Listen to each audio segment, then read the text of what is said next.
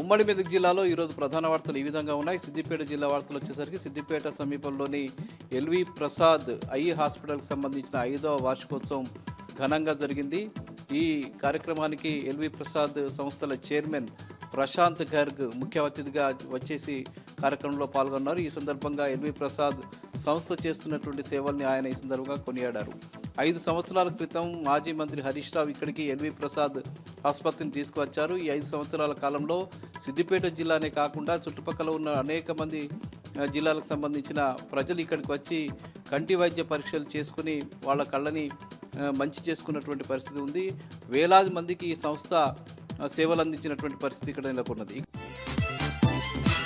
ఇక సిద్దిపేటలో ఈరోజు సిపిఎంకు సంబంధించిన కర్షక భవన్ని సిపిఎం నాయకులు రాఘవులు ప్రారంభించారు. ఈ సందర్భంగా జరిగినటువంటి మీడియా సమావేశంలో ఆయన మాట్లాడుతూ కేంద్ర ప్రభుత్వ విధానాల్ని ఆయన తీవ్రస్థాయిలో దుయ్యబట్టారు. ముఖ్యంగా జమిలీ ఎన్నికలకు సంబంధించి కేంద్ర ప్రభుత్వం చేస్తున్నటువంటి ప్రయత్నాలు మంచివి కావని చెప్పారు. కేవలం స్థానికంగా ఉండేటువంటి ప్రభుత్వాలను అట్లాగే ప్రాంతీయ పార్టీలను పూర్తిగా తెరమరుగు చేయడం కోసమే జమిలీ ఎన్నికల ప్రస్తావనని కేంద్ర ప్రభుత్వం తీసుకొస్తుందని చెప్పి ఆయన ఈ సందర్భంగా విమర్శించారు. ఇక సంగారెడ్డి జిల్లా వార్తలు వచ్చేసరికి సంగారెడ్డి జిల్లా కేంద్రంలో ఈరోజు స్థానిక ఎమ్మెల్యే చింతా ప్రభాకర్ ఆధ్వర్యంలో పలు కార్యక్రమాలు జరిగాయి. ముఖ్యంగా అక్కడ మహర్షి భగీరథకు సంబంధించిన జయంతి ఉత్సవాన్ని నిర్వహించారు. ఈ సందర్భంగా జరిగిన కార్యక్రమంలో మాట్లాడుతూ ముఖ్యంగా రాష్ట్ర ప్రభుత్వంపై ఆయన తీవ్రస్థాయిలో ధ్వజమెత్తారు.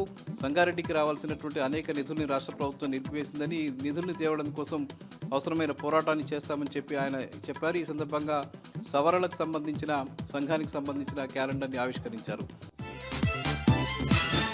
ఇక ఆందోళనలో ఈరోజు 2 ఘటనలు జరిగాయి. ముఖ్యంగా వారం రోజుల క్రితం తాలెల్మలో జరిగినటువంటి కర్నాల శ్రీనివాస్ హత్యకు సంబంధించిన మిస్టరీని పోలీసులు ఛేదించారు. అదే పట్టణానికి సంబంధించి జోగిపేటకు సంబంధించిన సద్దాం హుస్సేన్, యూనుస్ అనేటువంటి 2 వ్యక్తులు కర్నాల శ్రీనివాస్ని కేవలం సెల్ ఫోన్ కోసం, బైక్ కోసం హత్య చేసినట్టుగా పోలీసులు నిర్ధారించారు. వాళ్ళని రిమాండ్కు తరలించి పంపించారు. ఇక